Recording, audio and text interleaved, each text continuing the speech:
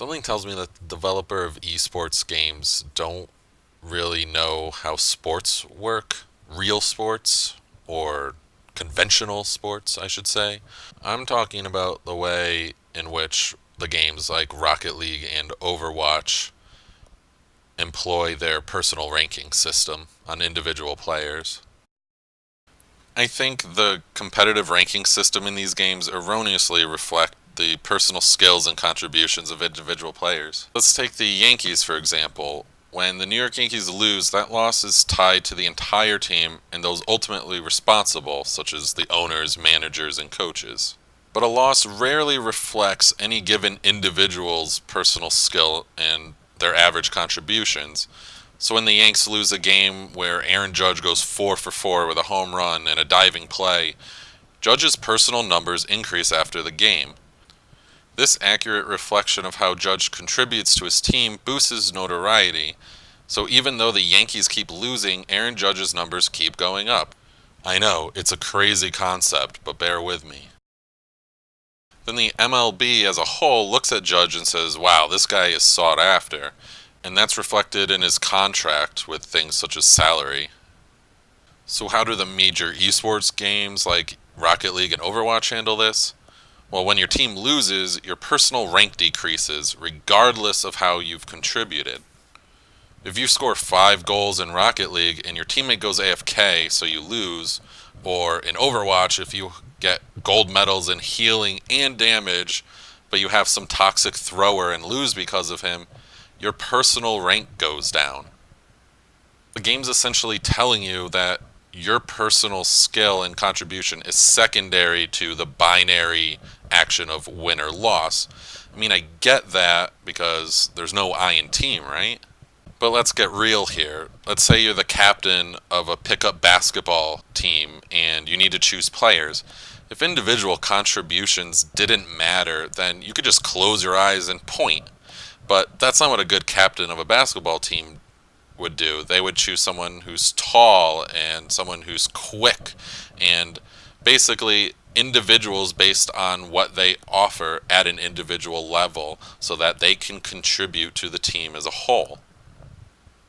Again, if individual personal contribution to a team didn't matter, then pro athletes wouldn't be negotiating individual salaries. They'd all just be paid the same. So a good player's individual rank suffers when some random on your team leaves, throws, or is on shrooms or something. But the inverse is also usually the case. A thrower's individual rank goes up if they happen to be lucky enough to team with 5 players who are at the top of their game. So to the baseball analogy, if Aaron Judge strikes out 4 times and has an error, but the Yankees still win, does Judge deserve to have his personal rank increased? Of course not. But that's exactly what happens with these esports games. I mean, you can see it in this video, which is literally titled, "I'm gonna carry this guy out of bronze." So that kind of epitomizes right there the problem that you can be bad and get carried into a good rank, or good and be carried out of a good rank by a bad team. You don't see that reflected anywhere in real sports. I mean, conventional sports, don't hurt me. So here are some pretty basic solutions that I think these esports games should implement. They aren't concrete examples of how to change the code or anything. They're more just general rules to live by. So first, I think it's important to better identify players who specialize in certain roles. So in Overwatch, don't match people purely based on SR because you could end up with 6 support mains. So you kind of want to piece together people who are efficient at healing, people who are efficient at blocking or doing damage, and do your best to team those people together, because when you only base it on a numbers system, well then it's not accounting for personal contribution. And it's the same in Rocket League. Stop focusing solely on points. Someone who does 100 backflip kicks is not doing the same as someone who knows where to be positioned, yet many times the former get the most points. My second solution or general rule of thumb, I guess, would be to allow rank to increase for players who lose despite playing at a disproportionately higher level than their teammate. So by that I mean in Rocket League, if you get 5 goals and 3 saves that your teammate did nothing, you guys both shouldn't be decreasing at the same rate. And I guess in a situation, if both players on a team lose but they play at about an equal level, then yes, their rank probably should go down. But I'm not really here to argue that. I'm more here to argue for a ranking system to better reflect an individual's contributions. The last general solution I have is to rank down players who play poorly on a winning team.